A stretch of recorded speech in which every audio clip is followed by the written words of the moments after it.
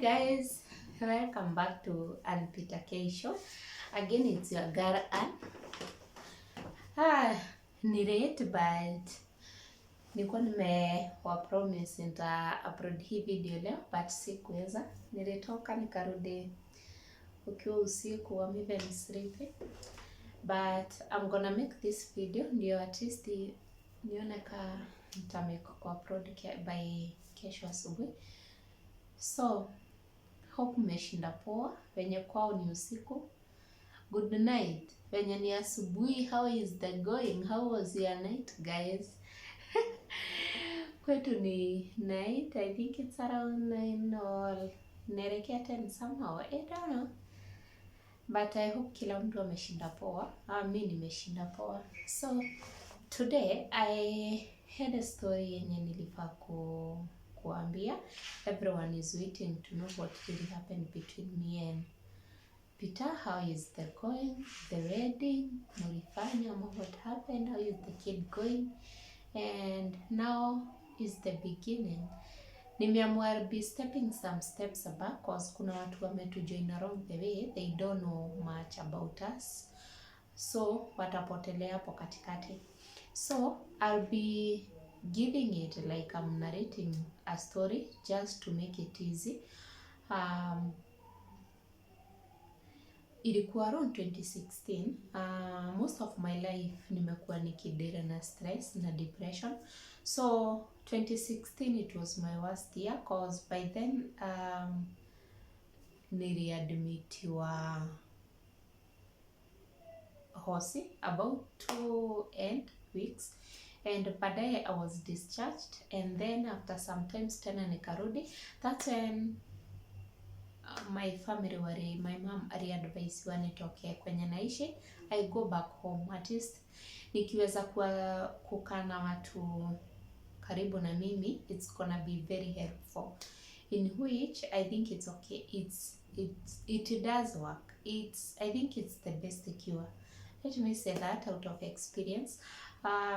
Before I go on, I'll talk about depression siku moja someday, another time. But before I go, I'm just gonna say this: if wherever you are, the people you associate with, the people around you, always try to check up on them. Because to be really honest, people do ignore, but depression is rare. It really is. And ni watu hawaongeangi. And usipo try to get close to that person mwenye ana go through something, haisi feel okay. Because the more you unapata depression, the more you sink, the more mtu huwa na create her own comfort zone. Like you just wanna be alone. So watu wenye wako karibu na wewe wasipo understand, hata unakutanga a lot of things ikihappen, wengine wanajiua, wengine wanakufa and all those kind of stuff. So that wasn't the story for today. So after that ndio nikaenda home and that's how the journey of meeting this guy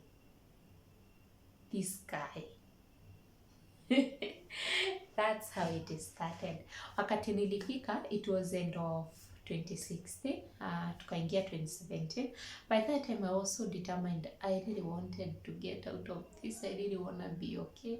By that time nilikuwa nimekaa hadi nasahau how does it feel to be just a normal human being without pain.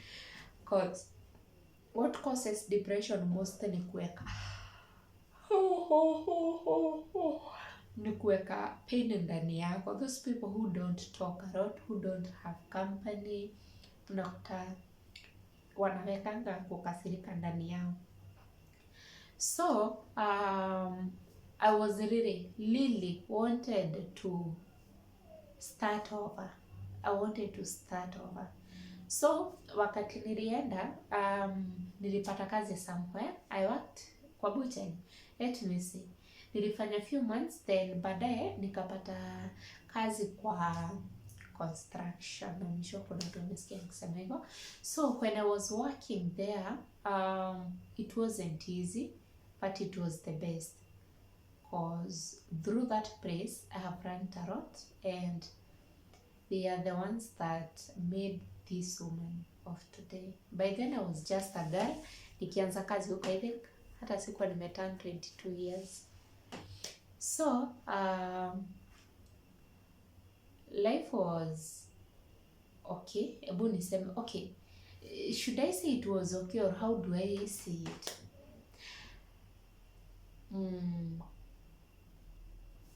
Let me say tu 2017 maybe nikapata job na nikakaa tukaingia now 2018.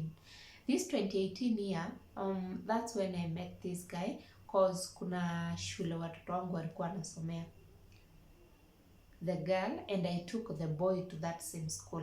So that school was an international school and haikuwa kubwa vile, and this certain guy was the school manager.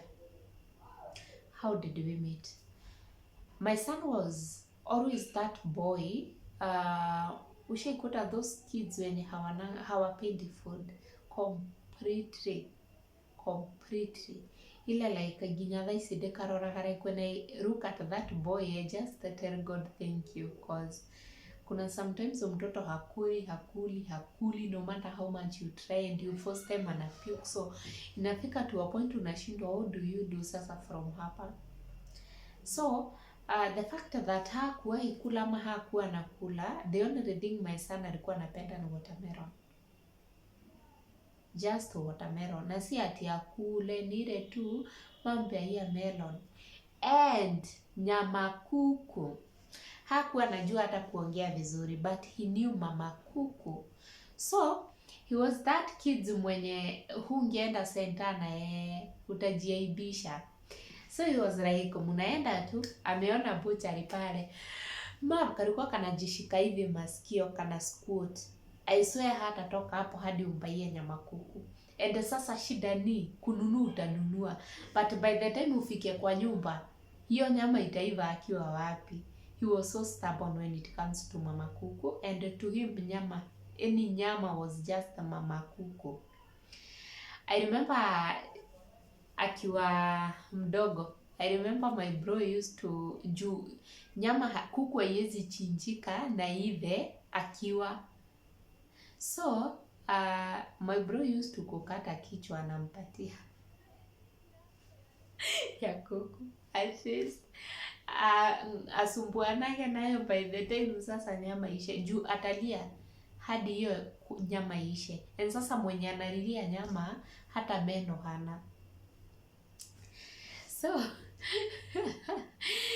So after kupata job, I felt like it wasn't just okay mimi kuacha mtoto na msichana. I think better tu akiwa shule, cause at least shule ako na watu wa kucheza na wao, and sister yake yako, and at least the teachers are there. So instead ya kutrustia mtu mmoja tu mtoto, it was about 2.5 years. So nikampeleka shule. The kid alikuwa anasumbua the class teacher, cause I think that's how the relationship between him and his manager was formed. Mwalimu kujaribu kumpea food, hataki akimforce anapuke. So the teacher started raising complaint to the school manager, kumwambia huyu mtoto hakulangi sijui nini. So hapo, that's when mwalimu alichukua issue into his own hands, cause if ni break time alikuwa anaambia mwalimu umrete na ukuje na chai yake, umrete kama ni lunch na ukuje na food yake. So the teacher alikuwa na feed mtoto if ni breakfast and if ni lunch. Okay, he was the best.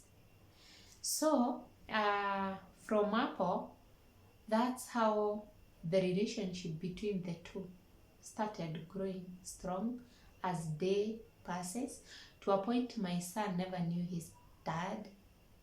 Niseme hivyo, nilipata ka already nishatoka kwa baba yao. I think nilitoka nikiwa na 1 week pregnant. Like I was 1 week pregnant ndiko nikamove out. So my son hakuwa anajua much about daddy thing. So I think him kupatana na this guy, I think most watoi especially where single ladies, we do go through that, where you have your kid anaita just anybody daddy, ama mtu baby anaonaga ndiye anaita baba. We do go through that. So my son, the person alifikiria anaweza ita papa was the school direct manager, huyu mwenye anampeanga food. They were so close and you could have envied their relationship. So that's how everything started. The house girl that nilihire, she was those responsible kids. Okay, I can't blame her cause kwenye alikuwa amelelewa was a no-go zone to kulelea mtoto. That place nilikuwa naishi sasa. I'm sure watu wenye wanajua huko and they know what I mean by that. But by then sikuwa najua. So, this girl was kichwa ngumu. Should I say kichwa ngumu or should I call her? I don't know how I can call that girl. She was that girl mwenye angeacha watoto aende arudi akitaka, angeamka aende stra, ache vyombo hazijaoshwa or anything. Like, she was completely messy, like messed up. But saa mi sikuwaijua. I never knew honestly. Plus I'm that lady mwenye who feel like the most important thing kwa life yangu ni watoto. So mi hata ningekuja kwa nyumba nikute hujafanya much, but my kids are happy and they are okay na wameshiba, I just gonna start doing the rest. So I don't know, maybe I was just naive. I don't know, honestly I don't know, I can't explain that, but I guess it's okay. So this girl ilifika to a point akakuwa too much and I never knew, cause mimi kwenye nilikuwa nafanya job it was a very long distance. Ilikuwa distance ya 30 something kilometers from penye watoto wanaishi na penye mimi nafanyia kazi, plus the road. Watu wenye wanajua hiyo barabara ya mwisho wa rami kwenda Narok, they know how it used to be. Sahi iko na rami, so watu wenye wanajua hiyo area they know what I mean by that. So hiyo barabara for you to kupata gari, the earliest was 8. Gari ya kwanza ya kutoka Nakuru ilikuwa inaenda it was 8. So unaona 8 already ushachelewa. Plus the kazi yenye nilikuwa nafanya huko, I must be the first one to kuingia site, cause if I'm not there a lot of things gonna go messy. Like for me it was compulsory, lazima ningefika mapema. I had a lot of responsibilities asubuhi. Jioni I have to make sure kila mtu amerudi for me to go. Nikuwa tena na responsibility tena za hiyo masaa. Sometimes I could even kutoka kazi saa 2 usiku na niliingia 6:30. So I felt it was okay and it worked very well when it comes to me healing from depression, because I think wakati niliingia huko the fact that I was working for so many hours, I didn't have time to think, I didn't have time to stress myself of anything. I had a lot of things to do that, so that's how nilijipata nimeheal. But it wasn't safe either, because it was like I was just running away from my own life and burying myself inside there.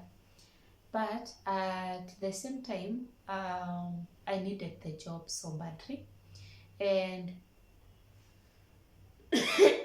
I think nikuwe somehow irresponsible, because there were times at that time watu wangu waliteseka, but I didn't know if ningepata kuomba ruhusa niende nikawaone, cause we only had off ya siku 2 tu mwisho wa mwezi.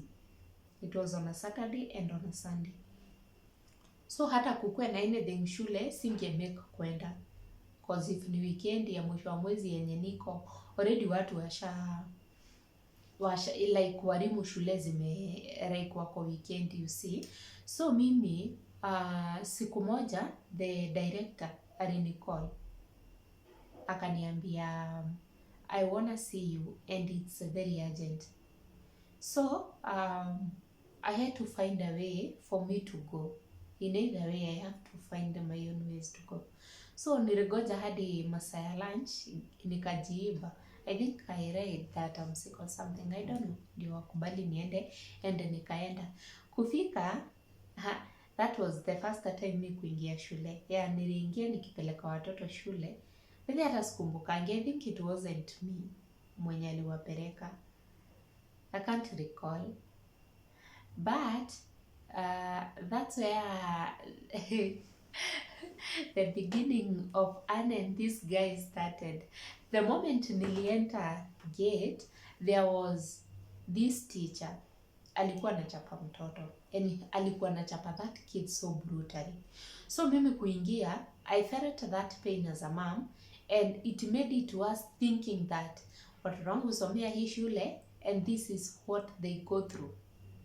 Okay, si mbaya kudiscipline mtoto, but it doesn't have to be like an animal. We are on 21st century, I think. Hizo vita tuliziacha wakati wetu. So, I felt so bad, so angry, to a point like the only thing I did was kuuliza mtoto alikuwa hapo, ofisi ni wapi? So me, I just entered the office and I started scolding the teacher. So I remember nilimreta juu to a point aliishi kuniogopa because I told him if unaweza ota. I remember telling him igerota, like if I could dream, not to see or to hear, to dream or to think mtoto wangu akichapwa hivi igioka demo haraka niye thukuru inayothe. Like I was just threatening her, but I was pissed off. I was so sikuwa nasikizika, inaitwa kusikizika kama inaitwa aje, like Swahili people, like no one could convince me otherwise. Okay, singe imagine like my kid akitandikwa hivyo. Okay, it wasn't okay. It wasn't completely, it wasn't, especially wakati tuko like it's out of place. So nilitetesha mwalimu mwenye nilipata kwa ofisi, and I told him Mama Danson, and I wanna see the school manager, sorry. Akaniambia ni mimi. So hii time yote hadi namtetesha, sijui ni yeye alikuwa ananipigia simu. So that's where our conversation started, and he told me a lot of things about this girl, the way analea watoto, the way anakaa na wao, and I realized how much I have failed as a mom. So okay, I felt like I should quit, but like kuacha job, but again nikashindwa saa nikiacha, how do I do next?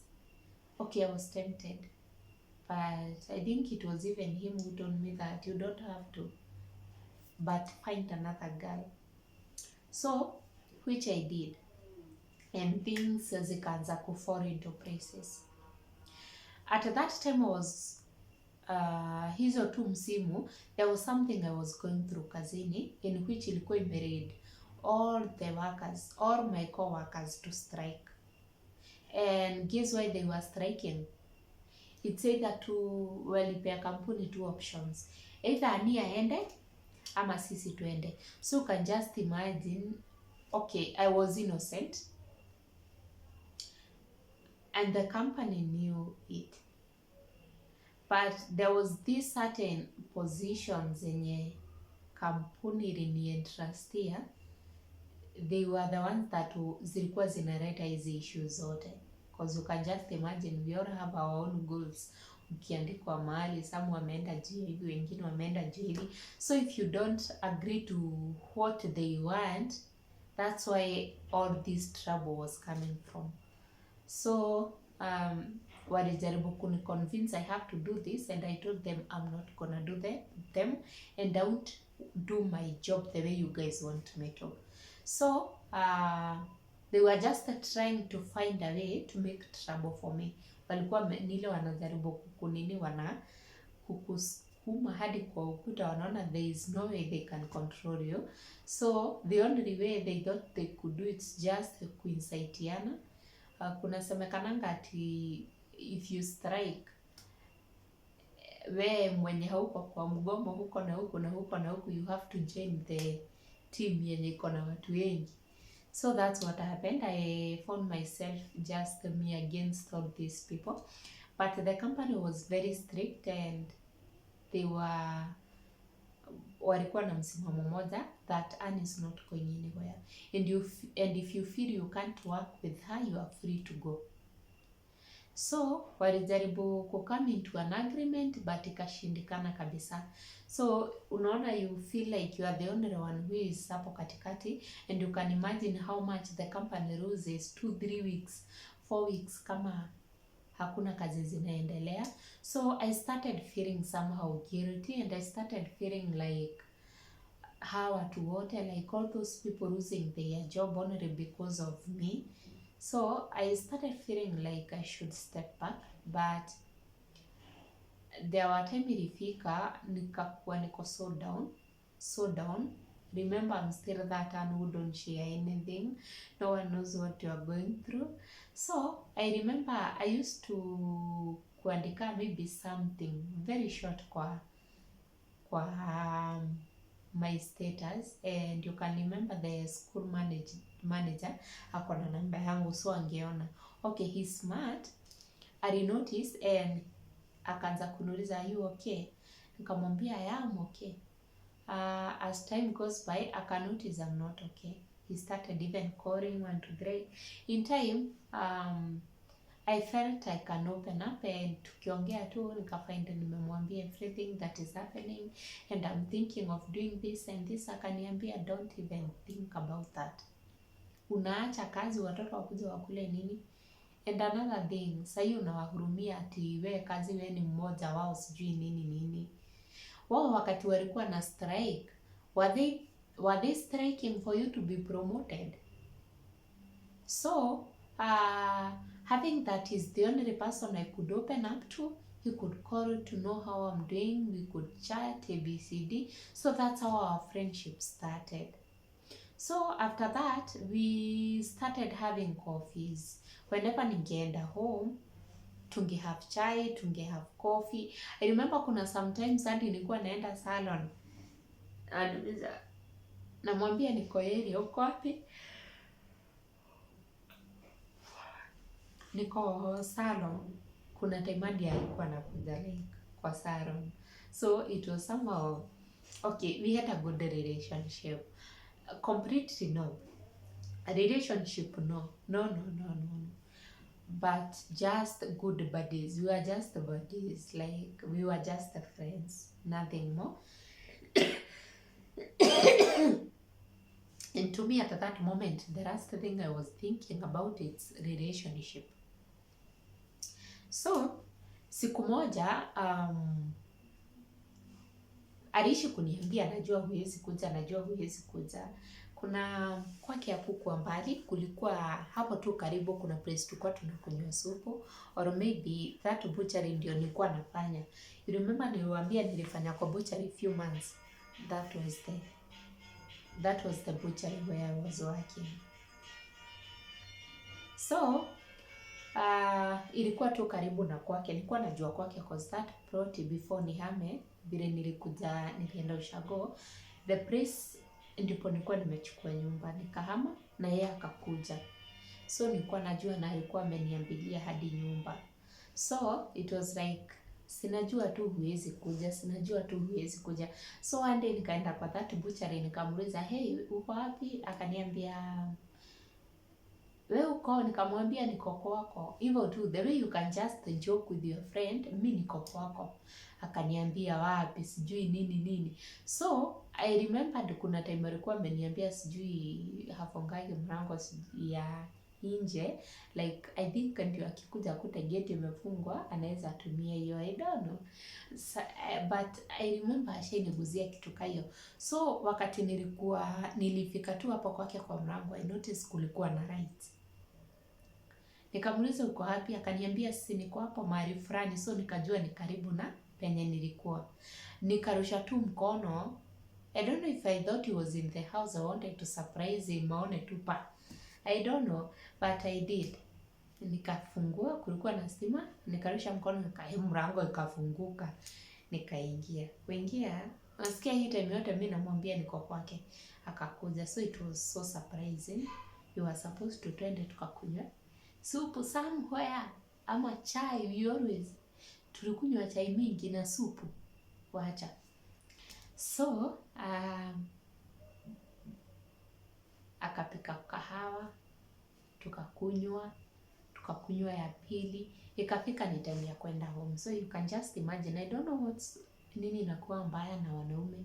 Even if I'm not dating you, nikikuja kwako must we? Just asking. So, he knew everything about me. He knew the pain I was going through and I have been through. So, I don't know. Maybe I expected too much, or maybe, I don't know. But it never came to my mind that he could misbehave with me or he could try to disrespect me. I don't know. I don't know why it never crossed my mind. He was just that friend I trusted. So, he tried to misbehave with me and I was really offended. Okay, he didn't do what you are thinking, but he almost did. But I fought him and I managed to get out of the house. Guys, najua vile mnafikiria. So, wait for part 2. Okay guys, bye.